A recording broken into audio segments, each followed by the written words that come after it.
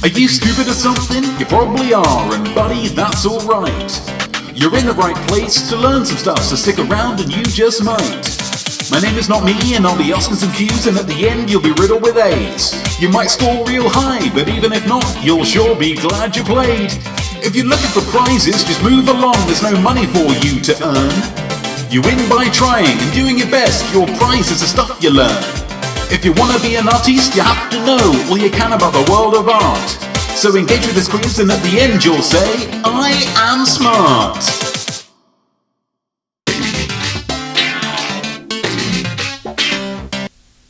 I am not me, I am Art, and I am your host for I Am Smart, the quiz show where people compete for the right to say, I am smart. It's a very easy quiz to get on board with. All you need is something to write with and something to write on. You'll also need a brain for thinking and an imaginosphere for imagining. Both will be tested over the course of this quiz. This isn't a full quiz, this is only one round, a pre-recorded one round of the quiz. Normally it's live, because I'm currently on an interlude at the moment. I'm calling this an Interludisode, which means that I can film it wherever I want. So I've come into the stairwell of my apartment building. I'm not sure anybody ever uses this because the people who live in my apartment building, which is in America, tend to be quite lazy with using the stairs. Not saying anything about Americans, but just the people who live here, like I say, most of which are American, don't tend to use the stairs a huge amount, even to get to their cars to drive to a drive-through pharmacy, restaurant, or dry cleaners. Went further than I thought it was going to. Is there anything else that I need to say? It's not live. What is it? No. What round are we dealing with this week? That's right, look close. Inspiration is flying at you at all times. As a great artiste, you have to be paying attention to it, okay? How are you going to feel if a great idea just whizzed past you and you weren't paying attention because you're too busy daydreaming about how sometimes the smell of your own poop is kind of, you know it's bad, but it's also a little bit comforting. Really bad. That's how. So I'm going to show you an incredible piece of art. It's one of my own pieces of art, so something to be really looked forward to. And I'm going to ask you some questions about that art later. Now, because this is an interludisode, I thought I'd mix it up a little bit and not show you a previous piece of my art, but show you something brand new. It's something where I'm giving a reading from a random book of the Bible. It's one of the best books out there, one of the top sellers at least, and so I thought where better to start with a reading series. So I'm going to be reading you something from the Bible, and I hope you enjoy it. Pay attention, look close, and I'll ask you some questions about it afterwards. Here's the art. Hey guys, not me here. Just going to do a super chill Bible reading. I went onto a randomizer online to work out which book of the Bible I should read, and it came up with Joshua 6. I read ahead. The good news is there's no super long names that I would have trouble pronouncing, so that's all fine.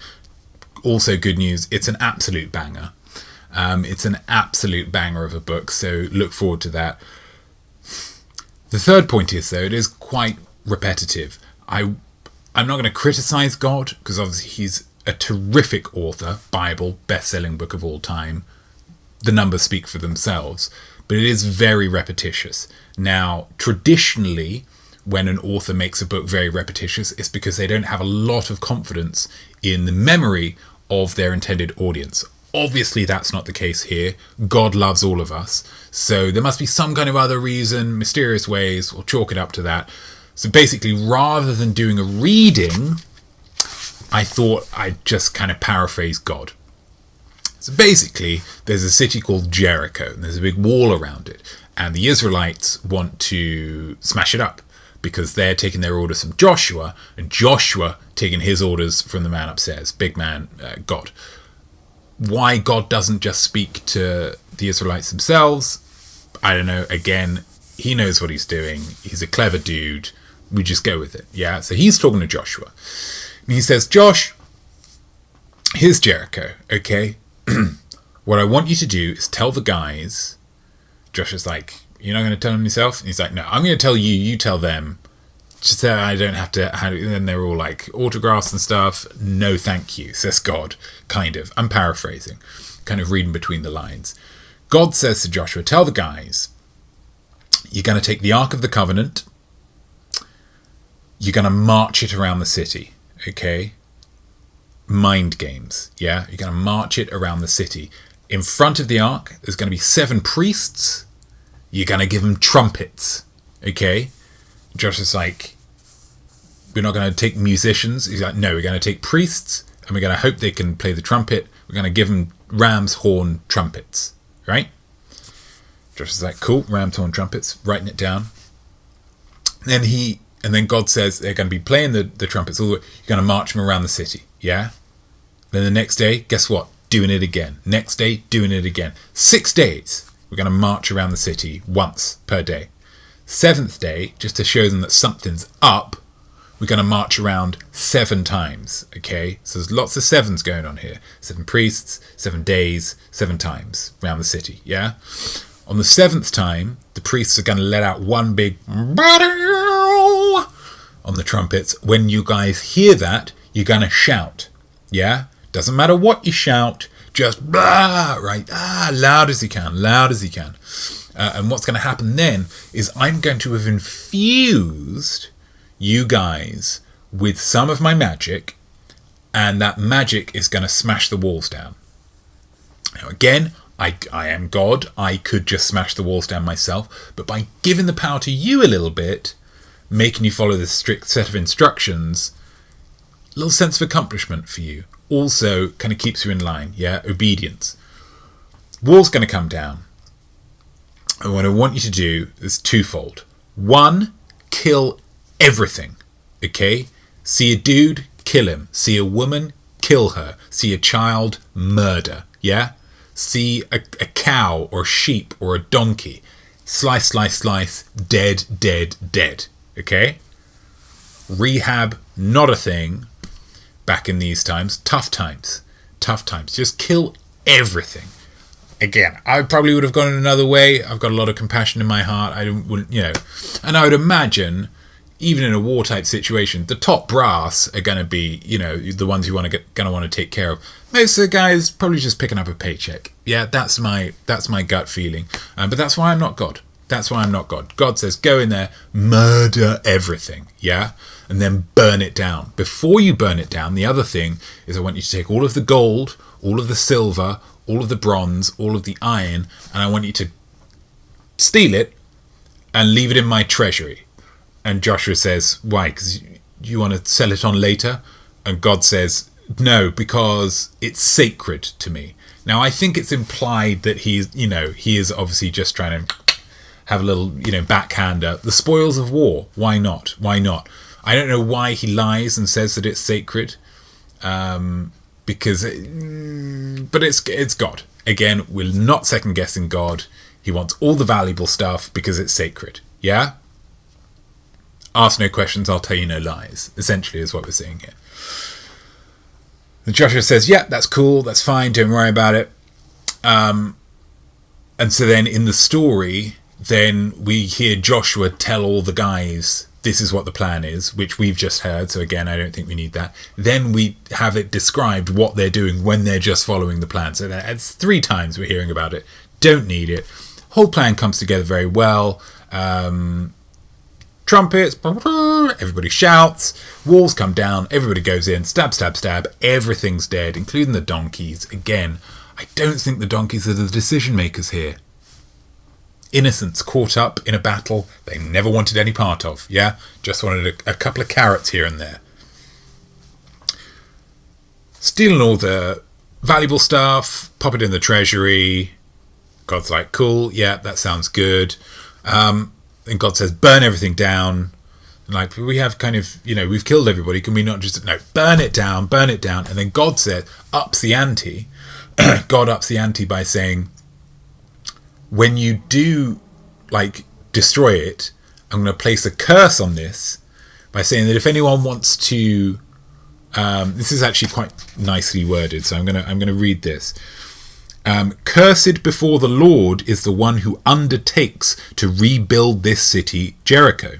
At the cost of his firstborn son, he will lay its foundations. At the cost of his youngest, he will set up its gates. So God flipping hates this place, yeah? Really knocked off. And then, so the Lord was with Joshua, and his fame spread throughout the land. So Joshua, kind of his right-hand man, kind of the Rob Schneider to God's Adam Sandler, gets famous off it, which, he deserves to do. He heard the plan, relayed the plan very well, and his guys took care of it. So success, God gets rid of Jericho, murders lots of people, and gets rich while he does it. Bible. There we go. Okay, so whilst it's still fresh in your mind, and don't go back and rewatch it, because that is something that I've realised that you could do now because this is pre-recorded. But please don't do that, okay? Do this honestly. But I'm going to ask you some questions, so get thinking. Question number 1. How many trumpet-wielding priests walked in front of the Ark of the Covenant? Which is the thing that they had in one of the Indiana Jones films. Biblical. I'm going to lean. It's going to be one of those kind of chilled kind of times. I'm just going to lean. Question 2. God was pretty clever about it all, and he wanted to keep certain items from the city. All of the gold, all of the silver, all of the bronze, and objects of what other material? Realize, keep the valuable stuff. Like any good, mugging, a lot of the stuff is, sentimental. It's not going to have any value to you, but the, stuff that's made from gold and silver and bronze and this other thing, it's going to be worth something. Resale value. Question 3. What soft drink can was behind Notme as he read? Yeah, it's a visual one as well. Not just listening, visual. Kind of rocked your world with that one, didn't I? Question number 4.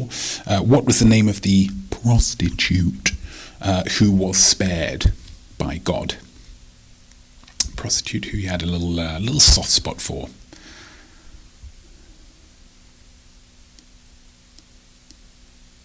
It's a good guy, God. Speaking of good guys, question 5. If someone decides to fully rebuild Jericho, top to bottom, the whole thing, does it really nice, tasteful, how many of their children will God murder?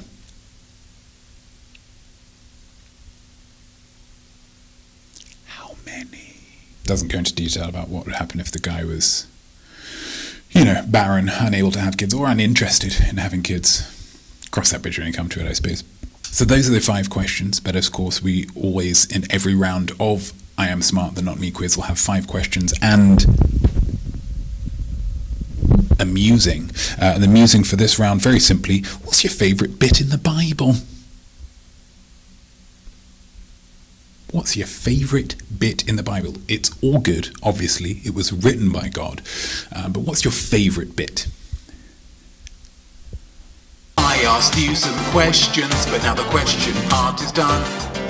Now let's hear some answers and find out who has won, which is everybody. In the background of the jingle there was some coffee beans, so here's your free coffee fact. Coffee is the second most traded good in the world, behind crude oil. Now that gets me thinking. Obviously we've all heard of oil barons, magnates in the oil industry.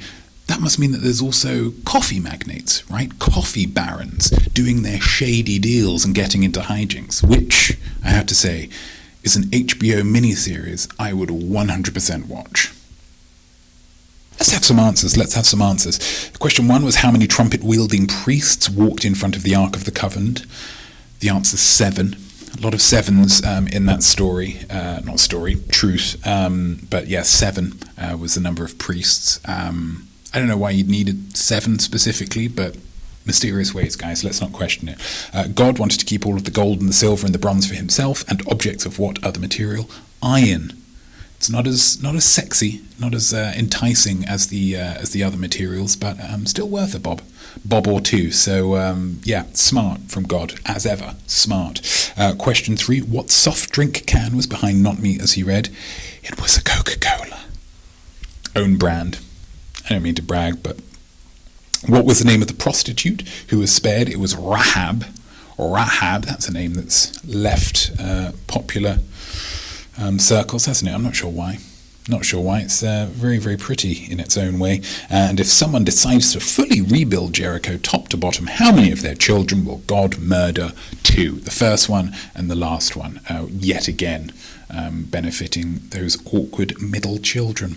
And then the musing, as ever, with the musing, the benefit is that you get a point regardless of what you wrote down as your answer. For me, favourite bit in the Bible, probably the beginning.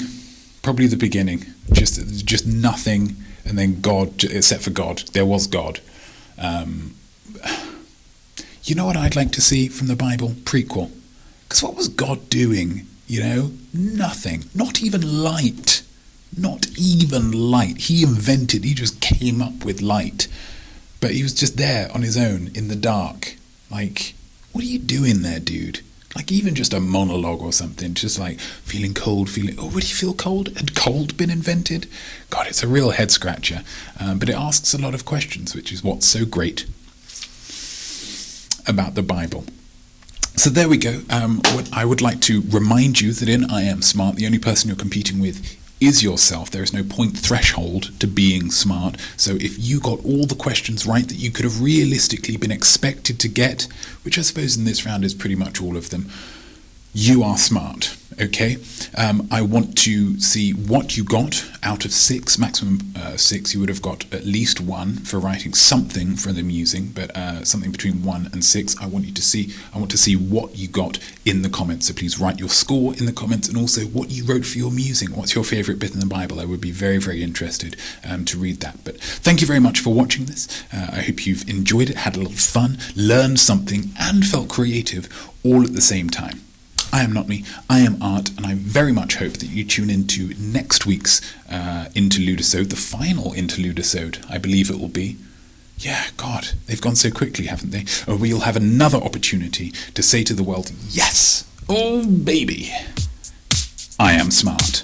Cheers! So there we go, and well done you, whatever your score might be. I definitely think that you are smart, though Rob's not as smart as me. Your art will be better, trust me on this, should be nothing short of sublime. That's why you learn, and don't stop now, I'll see you right here next time. I am smart.